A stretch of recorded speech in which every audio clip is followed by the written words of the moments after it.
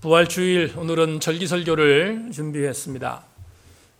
오늘 설교는 고린도전서 말씀을 공교롭게 같이 연결하면 고린도전서 강해가 이어질 것 같아서 본문을 고린도전서로 정했습니다. 부활이 없다면 이란 제목을 갖고 여러분과 함께 말씀을 잠시 묵상하겠습니다. 3년 전에 여러분들이 저에게 안식월을 주셔서 그리스와 터키에 있는 바울이 사역했던 전도 여행지를 다녀왔습니다. 5일째 되던 날에 성경에는 에베소로 기록되어 있는 터키의 셀추크 지역을 이동하는 어간에 패키지 여행으로 성지순례의 여행을 떠났기에 어쩔 수 없이 여행사 측에서 돌리는 옵션에 따라 셀추크에 있는 한 패션쇼 관람을 하게 되었습니다. 생전 처음 패션쇼를 관람하는 기가 막힌 일도 경험했습니다. 패션쇼 현장에 들어가서 패션쇼를 보고 있었는데 소아시아의 7교회를 도는 과정은 상당히 먼 거리를 이동해야 되기 때문에 그 이동의 과정이 녹록지 않아서 육체적으로 상당히 많이 힘들어 있던 상태에 패션 모델들이 나와서 옷자랑을 하는 것이 눈에 들어올 리가 없었습니다.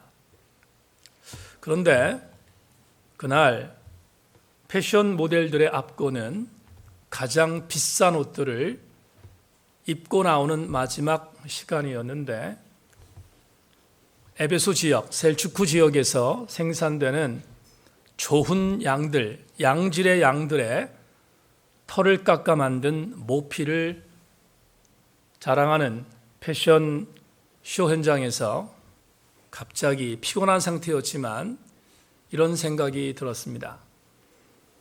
패션 모델들이 어깨에 혹은 옷에 자기의 몸에 걸치고 나오는 아주 비싼 양털로 되어 있는 모피를 보면서 저들이 입고 나오는 것이 값비싼 모피가 아니라 고깃덩어리라 생각이 들었습니다. 고깃덩어리를 입고 나오는 인간, 그 모습을 보면서 저도 패션 모델들도 갖은 모습으로 폼을 냈지만 가장 나약한 고깃덩어리를 입고 사는 존재가 바로 우리 인간이 아닌가 하는 생각을 했던 기억이 생생합니다.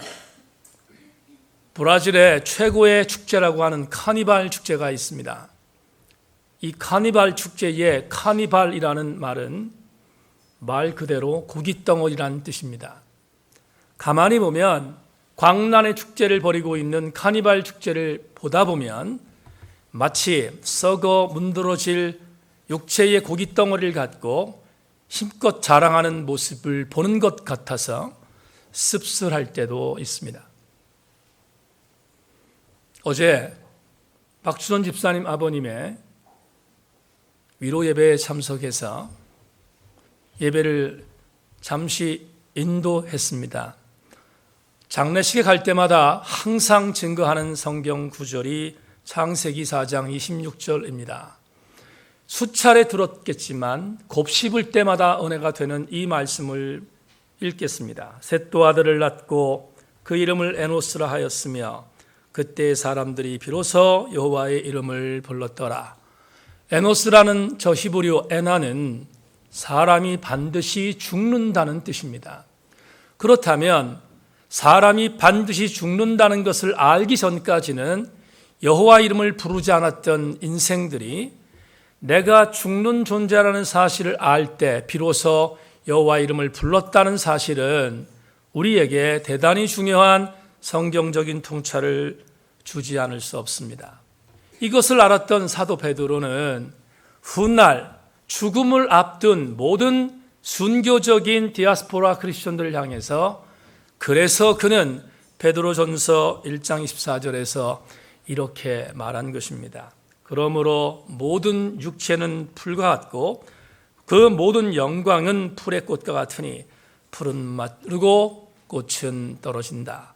우리의 육체가 마치 풀과 꽃과 같다는 이 통찰은 우리의 살아있는 육체가 얼마나 허접한 것이며 보잘것이 없는 것이며 한시적인 것인가를 알려주는 대단히 중요한 성경적인 구절입니다. 그런데 오늘 여러분과 함께 나누고 싶었던 또 하나의 은혜가 이것입니다. 우리가 죽음을 누구도 피할 수 없는 인간이라는 사실을 인정하고 그리고 이 땅에 사는 동안의 한시적인 삶에 대한 부분들을 우리가 인정하지만 그럼에도 불구하고 우리는 예수 그리스도를 믿는 그리스도인으로 또 다른 대단히 중요한 성경이 약속한 은혜에 진입할 수 있다는 것이 얼마나 큰 감동인지 모릅니다. 세상 사람들은 죽음을 끝이라고 하지만 우리 기독교 진리는 그렇게 말하지 않습니다. 지금은 작고 했지만 타종교의 성직자이지만 제가 존경했던 법정 스님이라는 분이 아름다운 마무리에서 불교적 영성으로 인간을 어떻게 보았는지를 그렸던 한 대목이 있습니다. 법정은 아름다운 마무리에서 이렇게 말했습니다. 덧없는 세상을 살아가는 우리는 언젠가 자신의 일몰 앞에 설 때가 반드시 온다. 그 일몰 앞에서 내 삶의 대차 대조표가 환하게 드러날 것이다. 그때는 누군가에게는 주고 싶어도 줄 수 없다. 그때 이미 내 것이 없기 때문이다. 여러분, 법정을 제가 타종교의 성직자지만 그의 말에 대한 부분들을 부분적으로 인정하는 것은 그의 말을 곱씹을 때마다 주는 감동이 있기 때문입니다. 이 글을 읽다가, 이 책을 읽은 지가 오래됐는데 이 책을 읽다가 법정이 말했던 한 부분은 맞고 한 부분은 틀리다고 생각했습니다. 맞는 것은 뭔가? 저와 여러분들은 반드시 일몰 앞에 설 때가 올 것입니다. 그건 맞습니다. 우리가 우리의 일몰 앞에서 피할 수 있는 존재는 없습니다. 그러나 법정의 말 중에 틀린 것이 하나 있습니다. 그때가 되면 우리는 무언가를 주고 싶어도 줄 수 없는 그때가 온다. 이유는 내 것이 없기 때문이라고 불교적인 성직자가 할 바 있지만 기독교 성직자인 저는 이것을 이렇게 말합니다. 그때가 되면 줄 수 있는 것이 없는 것이 아니라 내가 갖고 있는 것은 그대로 남아있다는 사실입니다. 내가 갖고 있는 것은 그대로 갖고 있어야 합니다. 왜냐하면 그것이 바로 마지막 날 일몰 앞에 섰을 때 내가 하나님께 드려야 할 나의 삶의 분기시기 때문입니다. 그렇다면 우리는 이런 갈파를 통하여 오늘 부활절 아침에 정말로 주목해야 할 한 가지의 은혜가 있습니다. 그것은 우리 인간은 일몰이 끝이라고 말하는 불교적 영성의 메시지가 우리 기독교인들에게 적용되는 것이 아니라 우리 기독교인들은 일몰 뒤에 또 다른 우리의 삶이 있다는 사실을 인정해야 한다는 것입니다.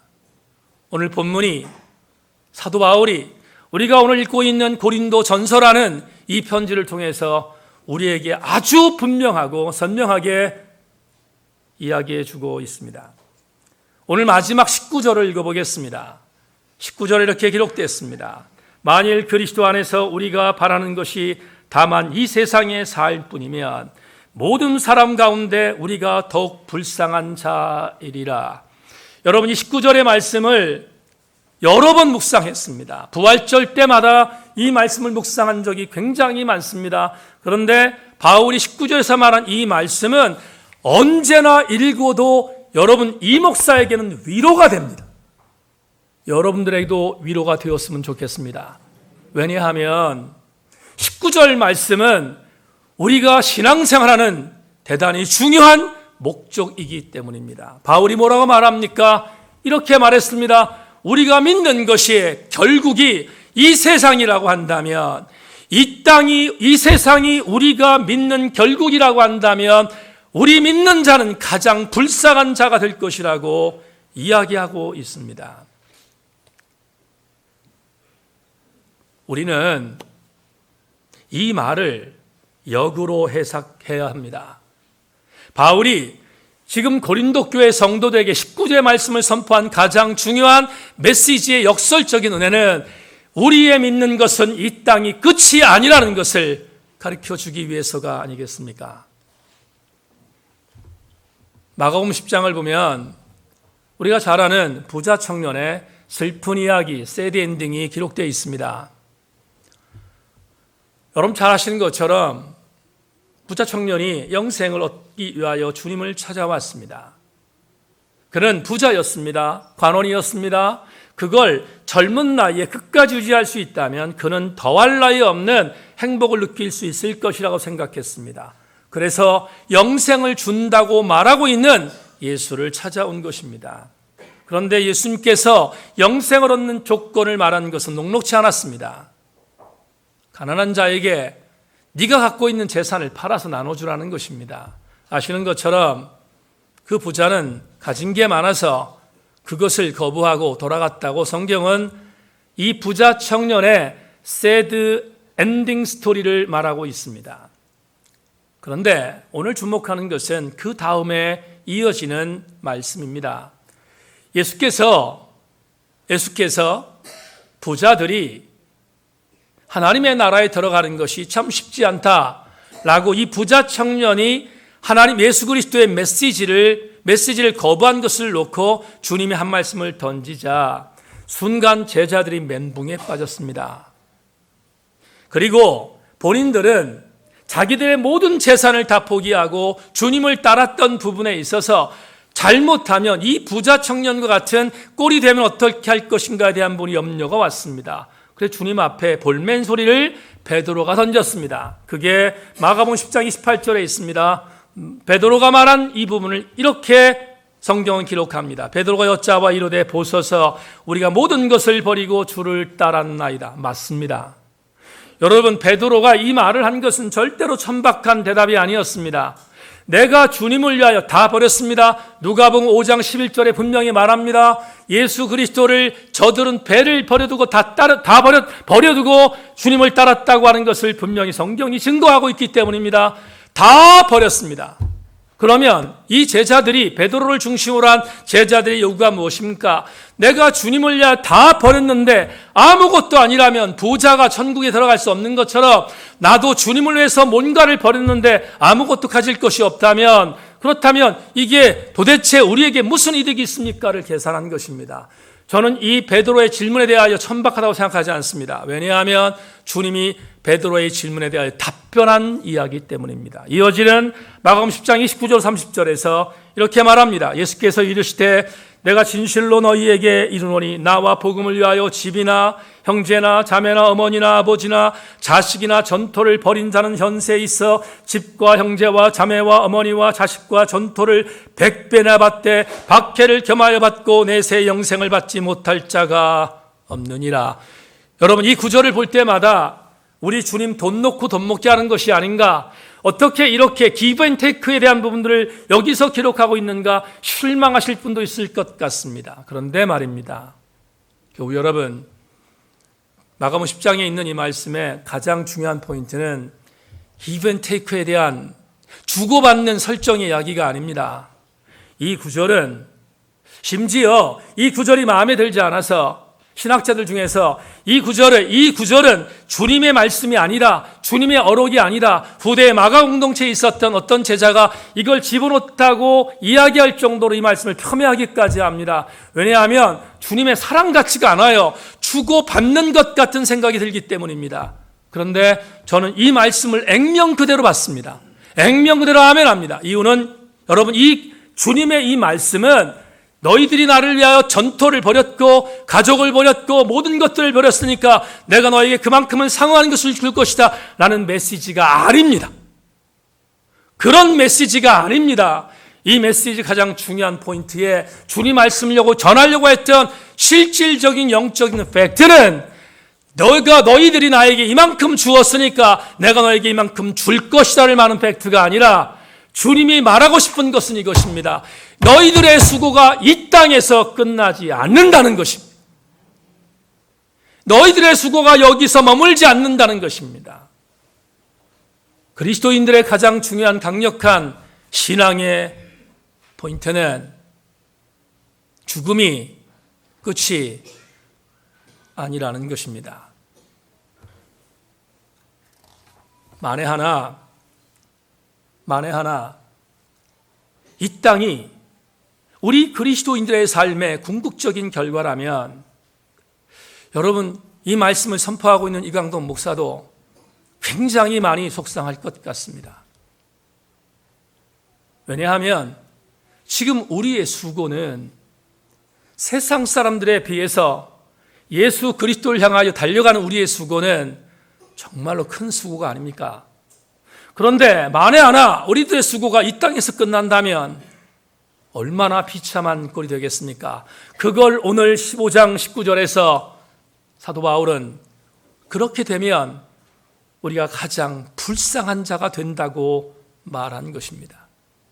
그렇다면 여러분 오늘 본문에서 우리가 사도 바울이 우리에게 증가하고 싶었던 가장 중요한 메시지의 내용이 무엇인가?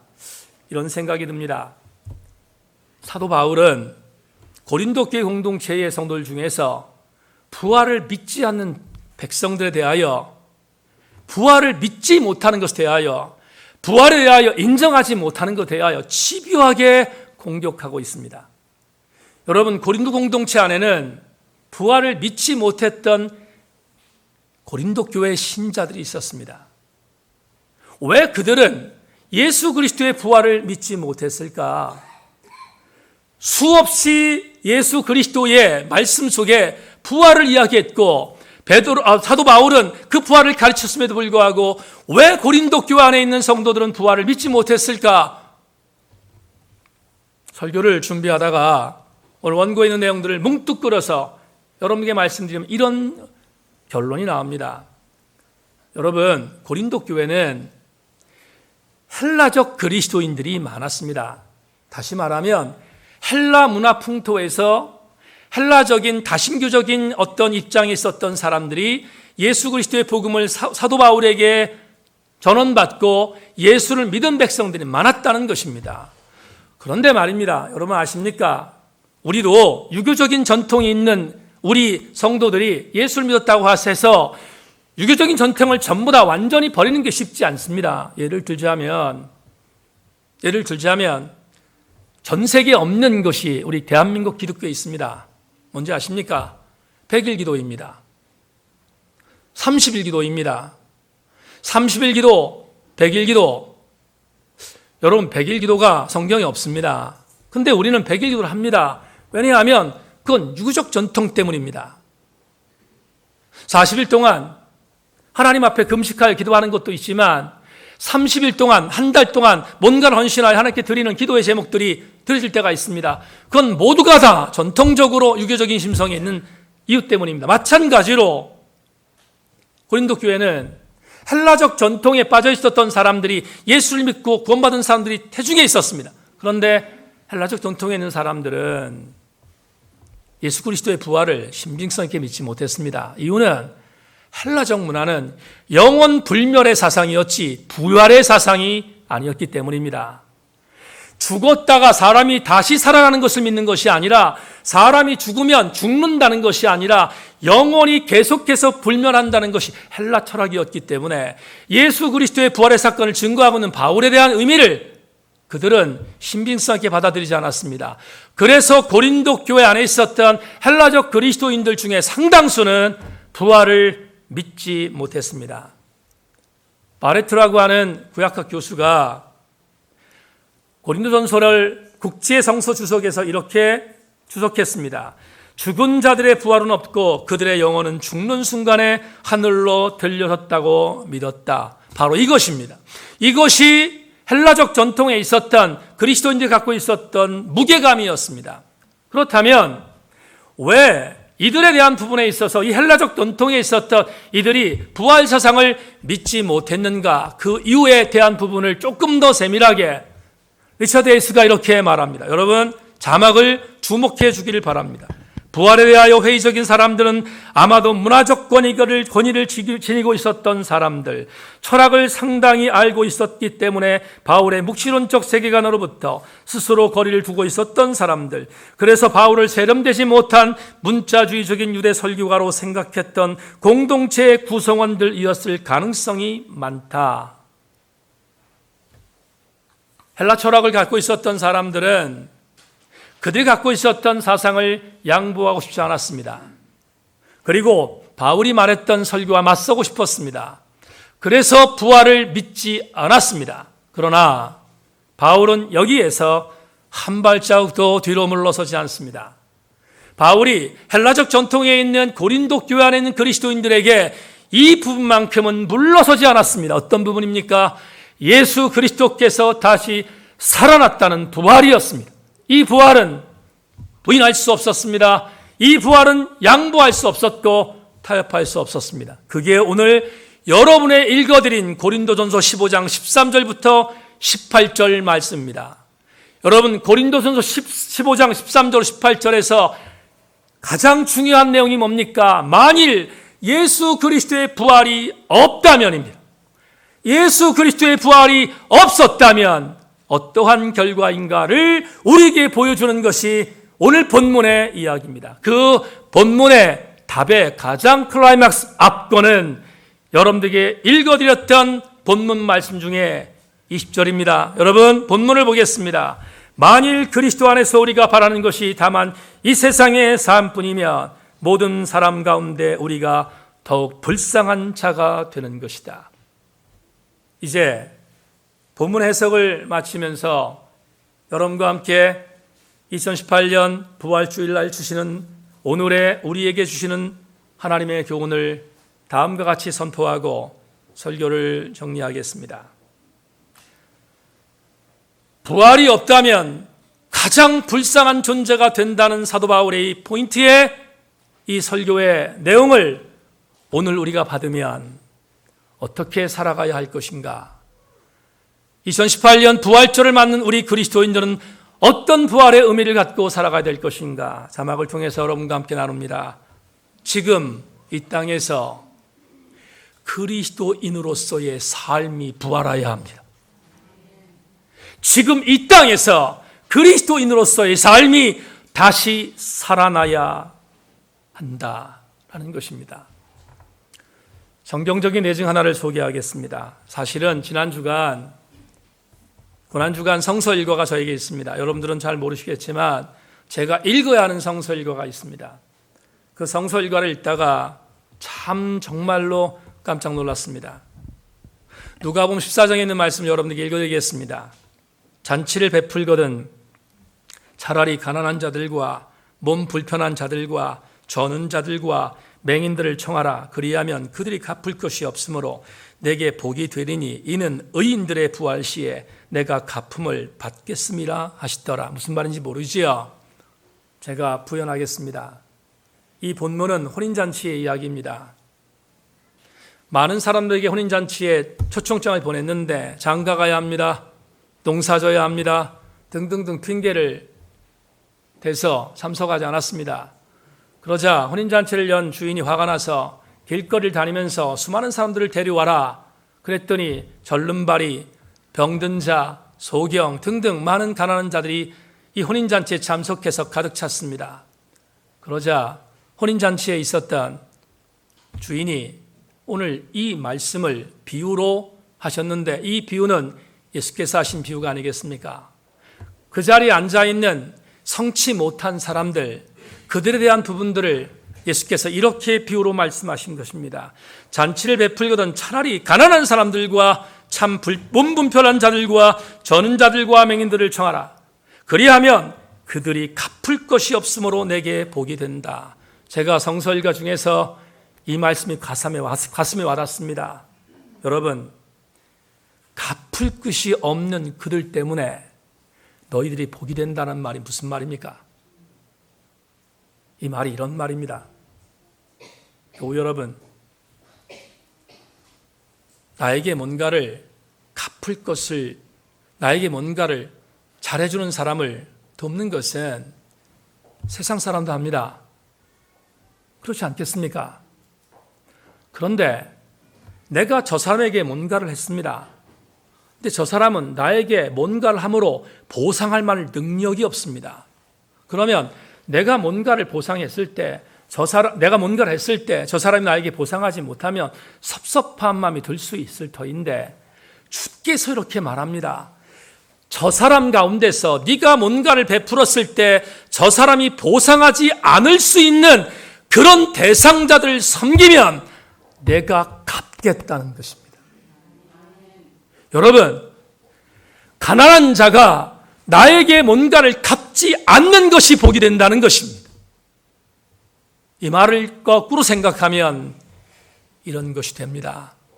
하나님의 관심의 대상은 너희들에게 잘해주는 사람에게 뭔가를 대우하고 뭔가를 행하는 것은 관심 없습니다.